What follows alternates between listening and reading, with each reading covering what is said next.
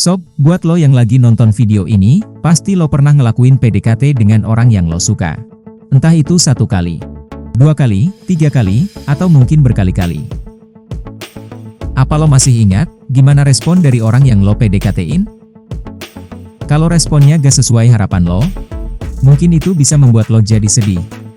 Atau, bahkan menangis. Tapi, kalau respon yang diberikan itu positif, itu bisa membuat perasaan lo jadi senang, bahagia, atau mungkin lo bisa jadi senyum-senyum sendiri. Apalagi pas lo lagi gencar-gencarnya PDKT. Dia minta lo datang untuk ketemu dia. Lo pasti akan mempersiapkan diri lo sebaik mungkin, supaya ketika ketemu nih, dia bisa semakin tertarik sama lo. Nah, di video kali ini, gua akan bahas persiapan apa aja yang perlu lo lakuin, tapi bukan untuk ketemu gebetan lo ya, melainkan ketemu perusahaan yang ceritanya lagi tertarik sama lo.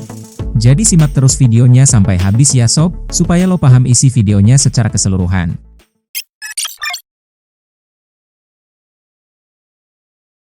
Sob, apa lo sepakat dengan gua? Salah satu hal yang buat lo bahagia itu saat mencari kerja, waktu lo udah kirim puluhan, ratusan, atau mungkin ribuan surat lamaran ke berbagai perusahaan, entah itu lewat online, bursa kerja, dan cara lainnya, lo akhirnya dihubungi pihak perusahaan untuk ikut proses seleksi di perusahaan itu.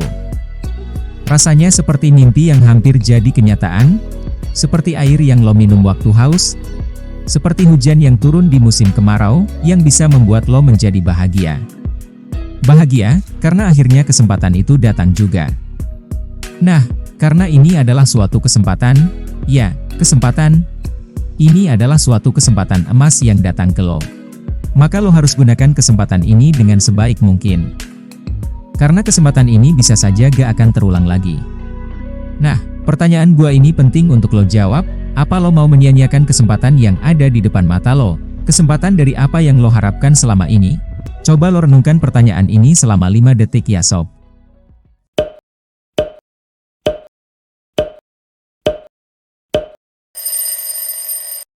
Oke kita lanjut ya sob, pasti banyak dari antara lo yang gak akan menyia-nyiakan kesempatan ini. Tapi sayangnya, banyak juga dari antara kita yang gak menggunakan kesempatan ini dengan baik, dan akhirnya membuat lo gagal memperoleh yang lo harapkan. Ingat ya sob, kegagalan kita sering terjadi bukan karena kita tidak memiliki potensi, tetapi karena kurangnya persiapan. Jadi persiapkan diri lo sebaik mungkin, supaya lo gak menyesal kemudian. Ini dia 7 hal penting yang perlu dipersiapkan pencari kerja sebelum datang wawancara. Pertama, siapkan dan pelajari dokumen lamaran kerja. Udah pada tahu kan, apa saja dokumen lamaran kerja yang perlu lo persiapkan? Di video sebelumnya, gua pernah membahas tentang surat lamaran kerja. Lo bisa tonton link video di atas supaya lo lebih memahami tentang surat lamaran kerja.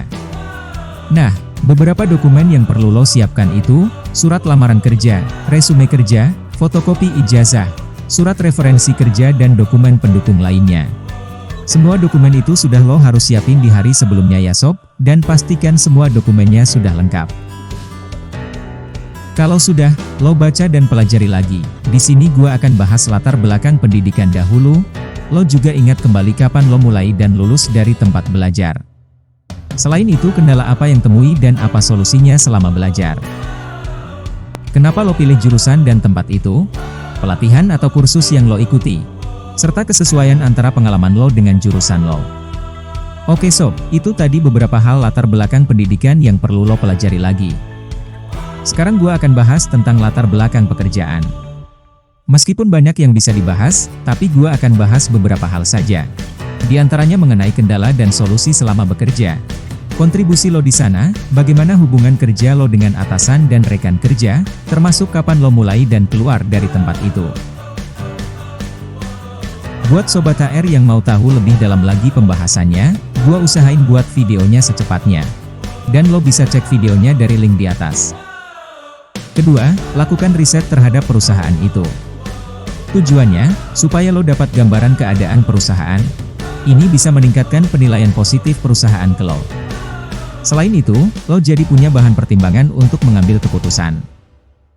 Lo bisa cari tahu mengenai kebijakan manajemen, peraturan perusahaan, budaya kerja, ataupun hal lainnya dari situs perusahaan, media sosial, klien perusahaan, ulasan dari karyawan, ataupun mantan karyawan.